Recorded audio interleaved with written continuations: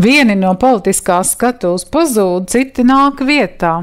Arī Tautas partijas kādreizējās biroja telpas Graudu ielā 43A tagad aizņem citi. Kristīgi demokrātiskās savienības jaunā Liepājas biroja atklāšanā runas nebija garas, galds bija klāts un netrūka arī šampaniešu. Ar kādu vēsti kādreiz dodas pie vēlētājiem stāst partijas valdes priekšsēdētāja Māra Viktorija Zilgalva un valdes locekla Maija Stefani, bet ar partijas Kurzemes kandidātu sarakstu iepazīstina Liepājas nodaļas priekšsēdētājs Andris Grīnis un kandidāti ar pirmo numuru Sandra Briķe. Liberālā politika, kas pašlaik valda Latvijā, tā nav piemērota cilvēkam, jo liberālā politika atbrīvo pavisam ļoti brīvi tirgus pieprasījumu un tirgus piedāvājumu. Un līdz ar to šādā situācijā cilvēks paliek kādreiz malā, un cilvēks paliek vai nu bez darba, vai bez iztikas līdzekļiem. Un to šodien mēs arī redzam, ka ļoti daudziem cilvēkiem klājas patiešām ļoti grūti, un viņi neredz to izeju, kā šo situāciju uzlabot.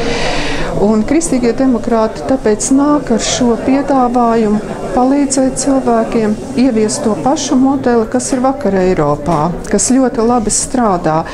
Šodien mēs esam ieradušies Liepājas pilsētā, lai kopīgi ar mūsu kolēģiem Kristīgi demokrātiskās savienības Liepājas nodaļu atklātu jauno biroju.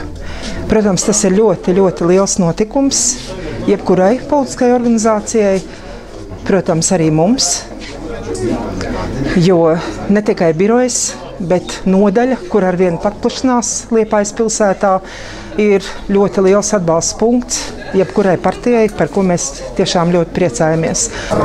Šoreiz arī ārkārtas vēlēšanās Kristīgo demokrātu savienība Kurzemē piedāvā savus labākos cilvēkus, un kuri jau pēc preses ir zināmi.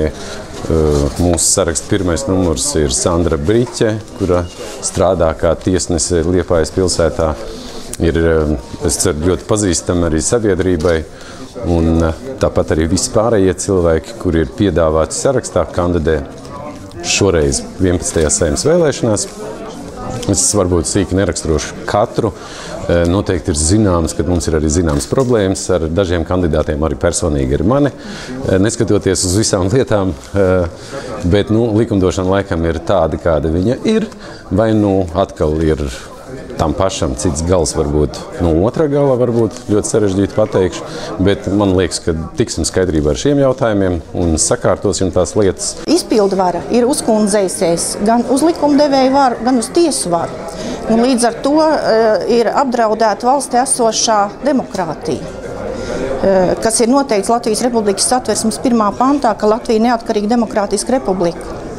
Man nav saprotams šajā brīdī, kāpēc vēlot 100 Latvijas priekšstāvjus, kas ir likumdevēja vara, kas man ir tiek izvirzīts citās partijās ministra prezidents un jau bezmaz tiek sastādīta valdība.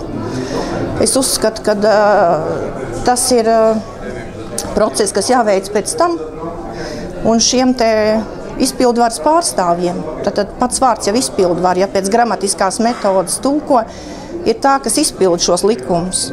Ir iespējams sastādīt arī pēc Saeimas vēlēšanām, es pat ieteiktu, konkursu kārtībā. Jo visā Latvijā mēs varam atrast 13 profesionālus cilvēkus, ministrus, tā skaitā ministra prezidents, kas var nodrošināt šo izpildvaras funkciju realizāciju. Pašreiz notiek tā, ka izpildvara faktiski vienojas ar likumdevēju lēmēju varu, kādu likumu jāpieņem.